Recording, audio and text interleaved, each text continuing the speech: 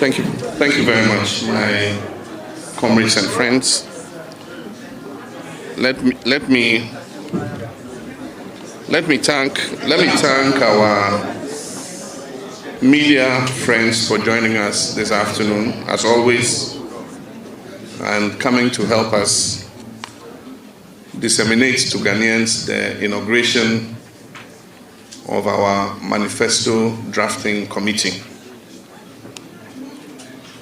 Ladies and gentlemen, this is the official beginning of the process towards getting down to the people of Ghana, to the grassroots of our country, and listening to the various views of our people on how we can make our dear nation a better place for everyone and not a few people. The National Democratic Congress remains grateful to you, members of the media, for your continuous interest in our activities that are aimed at restoring hope and addressing the increasing hardship inflicted on Ghanaians, unprecedented corruption, and the family and friends governance we are saddled with today. We will, through our manifesto, provide a robust set of policy options guided by research, but most importantly, by broad consultations to renew hope in the governance of our country, to accelerate what was a successful beginning to the diversification and transformation of our economy, and significantly improve the living conditions of our people.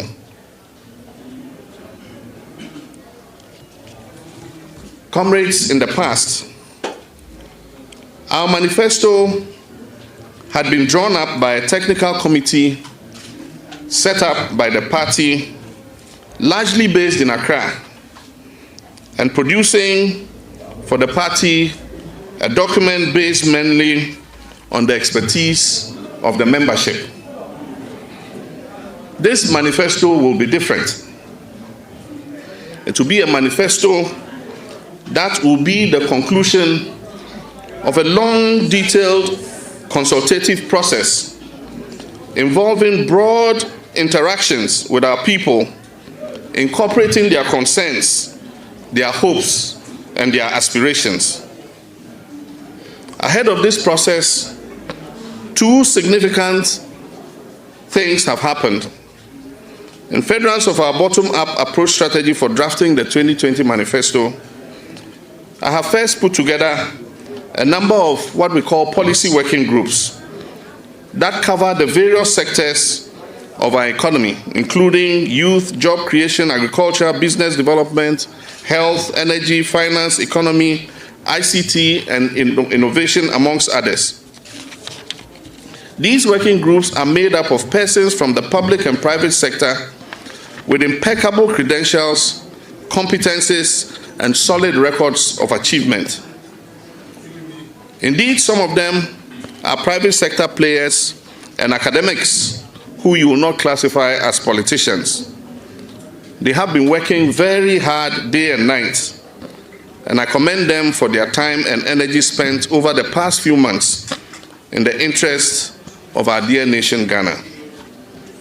They believe collectively that we must rescue Ghana from this sinking ship. As a next step, and serving as a brain box of the Manifesto Committee, the policy working groups are expected to, together with the committee, to hold wider sessions, including what I have stated before, and called policy dialogue sessions in the various sectors that will be covered by the manifesto. And then again, I have, together with my comrades, the party executive, and other colleagues, over the last few weeks, been engaged in consultative meetings with identifiable bodies, including workers' groups such as the University Teachers Association of Ghana, UTAG, the Ghana Medical Association, and other key national stakeholders like traditional authorities, the Catholic Bishops' Conference, the Pentecostal and Charismatic councils, traditional priests, amongst others. We will continue this consultative process with many others, including the TUC, the ICU, mine workers, student unions, persons with disability, Federation of Muslim Councils, market women, fishermen, and other segments of our population.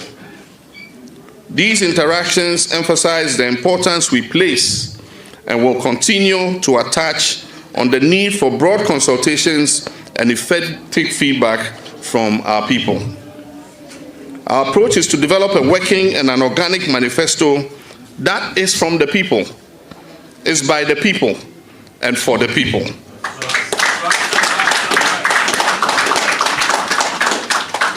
The 2020 NDC Manifesto will be an affirmation of the sacred working contract we want to have with Ghanaians. And I promise you, we shall keep our promises.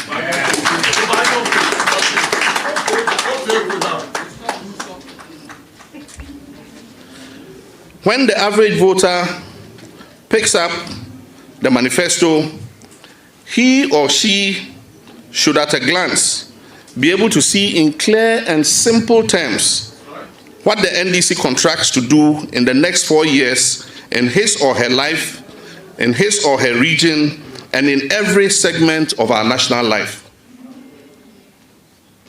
The next administration, my brothers and sisters, will either consolidate the faith of our people in our Republican democracy or shatter it completely for good. NDC, through this manifesto and pragmatic policies, will restore the confidence of our people not only in our democracy, but in the greatness of our country. I'm looking forward to a manifesto that Ghanaians can boldly hold and refer to and hold the NDC and myself accountable. Ladies and gentlemen, I have been there before. I've experienced it. I've learned useful lessons. I've reviewed issues and events. And I'm coming back to you together with my party, the NDC, with what will be a practicable strategy for laying a solid foundation for the transformation of our country.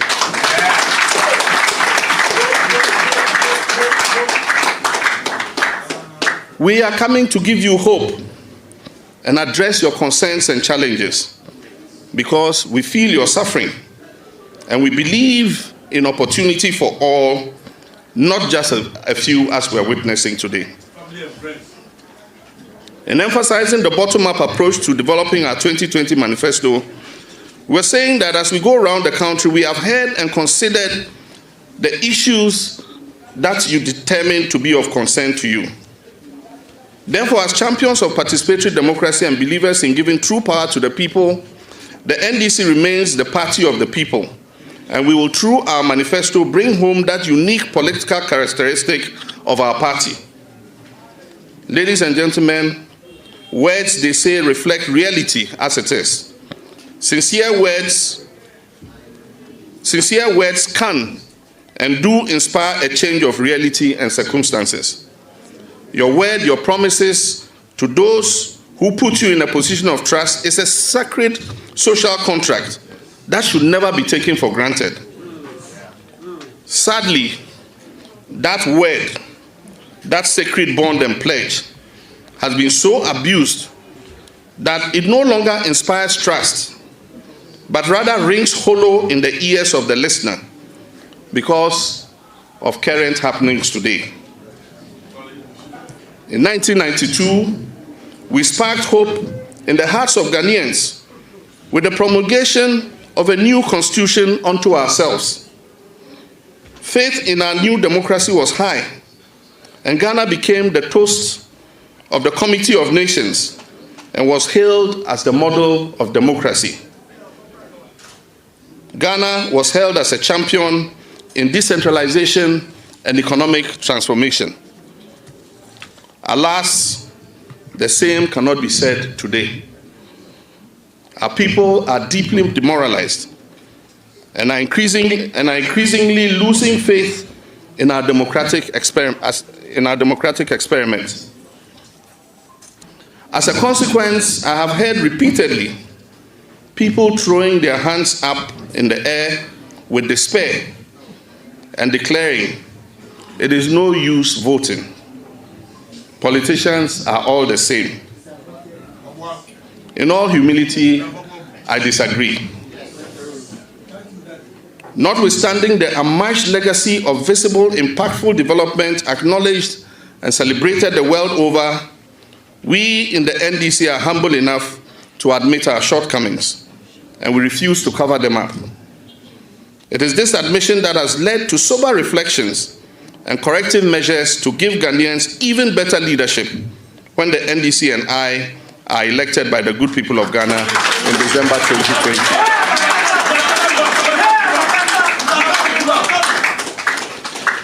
This is what stands us out as the best party to give Ghana honest and efficient leadership that truly encourages both supportive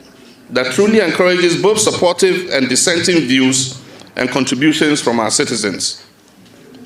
The party that I lead is made up of some of the most hardworking, resourceful, and experienced Ghanaians, with a singular focus of producing results for Ghanaians, not excuses or the blame game. Honor is an invaluable currency I do not take for granted.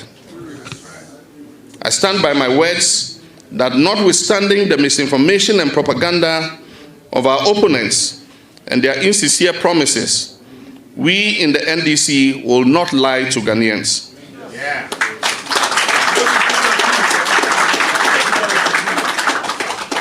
We shall continue to be sincere and engage in the politics of honesty, not the politics of convenience. Today, 3 years into this administration, promises have turned out to be a grand deception.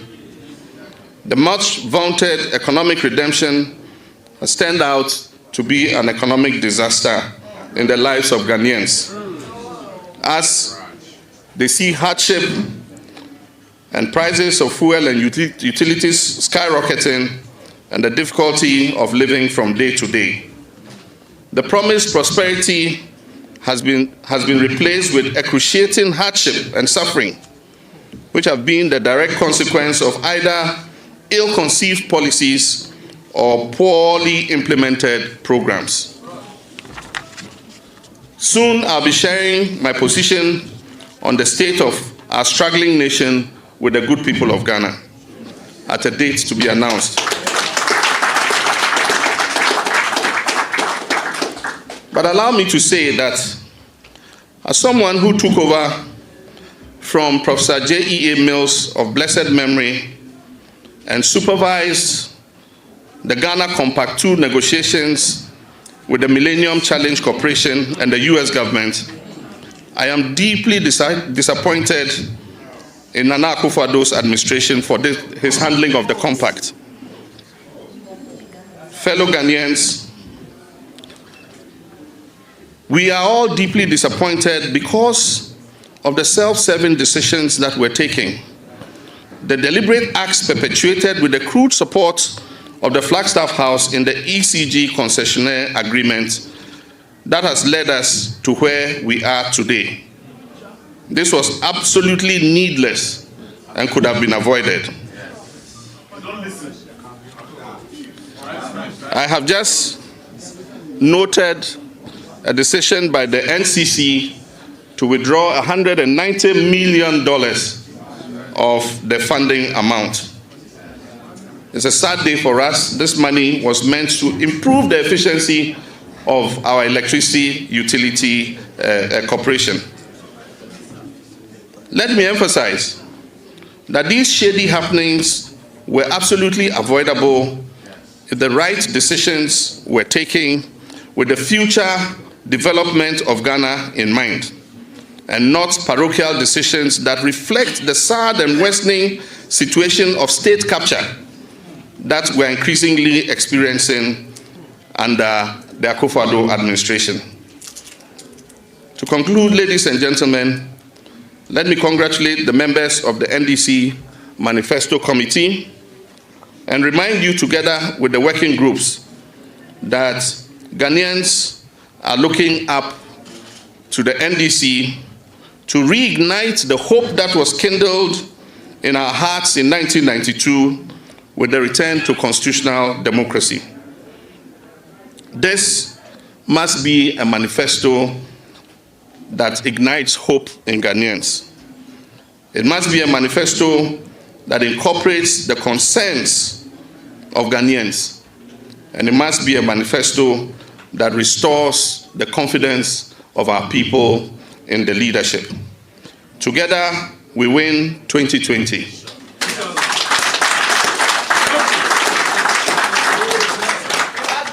I thank you very much. May God bless Ghana. May God bless the NDC. Thank you.